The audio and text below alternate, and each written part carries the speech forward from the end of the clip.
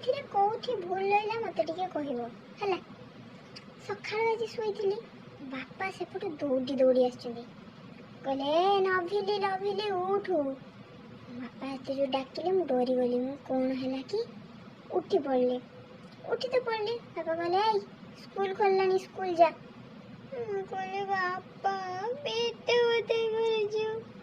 ବାପା ତ ଟାଣି ଆଣିଲେ ଆଉ ଦି ପାହାର ପିଠିରେ ପକେଇଲେ, କହିଲେ ହେଇରେ ବର୍ଷେ 1.5 ବର୍ଷ ପରେ ସ୍କୁଲ ଖୋଲିଛି, ସେଇଥିରେ ବି ବାହାନା, ଯା ସ୍କୁଲ ଯା।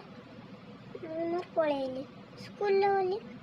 ଉଠିବାର ଥିଲା ତ ଅଣ୍ଡା ଟିକେ ମିଳିବ ସେଇ ଆଶାରେ ବି ଚାଲିଗଲି।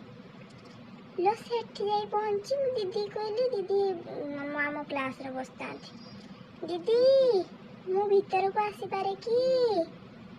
ଦିଦି ମୋତେ କହିଲେ କମ୍ କମ୍ କମ୍ କମ୍। ସିଏ ଯେମିତି ମୋତେ କହିଲେ କମ୍ କମ୍, ଲୋ କମ୍ କମ୍ ର ତ ମାନେ କମ୍ କମ୍ ସ୍କୁଲ ଆସିବ।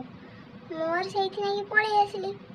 ଆସିଲା ବେଳକୁ ବାପା ତ ବସିଥାନ୍ତି ଆଉ ପଚାରିଲେ ଏଇ ନଭିଲି ନଭିଲି କାହିଁ ପଳେଇ ଆସିଲୁ, ତୁ ସ୍କୁଲ ଯାଇନୁ? ମୁଁ କହିଲି ହଁ ବାପା ମୁଁ ଯାଇଥିଲି, ମୋତେ ଦିଦି ପଠେଇଥିଲେ। ନା ତୁ କ'ଣ କହିଲୁ ଦିଦିକି? ମୁଁ କହିଲି ଦିଦି ମୁଁ ଭିତରକୁ ଆସିପାରେ କି? ଦିଦି ମୋତେ କହିଲେ କମ୍ କମ୍। ମୋର ସେଥିପାଇଁ ମୁଁ ଭାବିଲି କମ୍ କମ୍ ମାନେ ତ ମୁଁ ଜାଣିଛି କମ୍ କମ୍ ଆସିବ। ତମେ କୁହ ନା କମ୍ କମ୍ ମିଠା ଖାଇବୁ, ଦାନ୍ତ ପୋକ ଲାଗିଯିବ, ସେଇଥିପାଇଁ।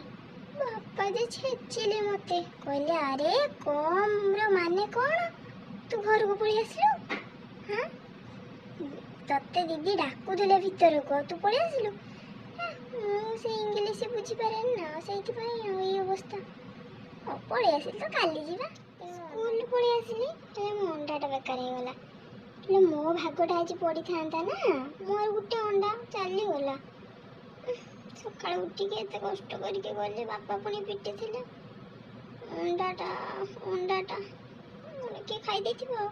ତା ପେଟିରେ ସେ ଅଣ୍ଡା ଗଛ ହବ, ସେ ଅଣ୍ଡାର କୁକୁଡ଼ା ବାହାରିକି କେକେରେ ଗଲା ମୋ ଅଣ୍ଡା ଆଜି।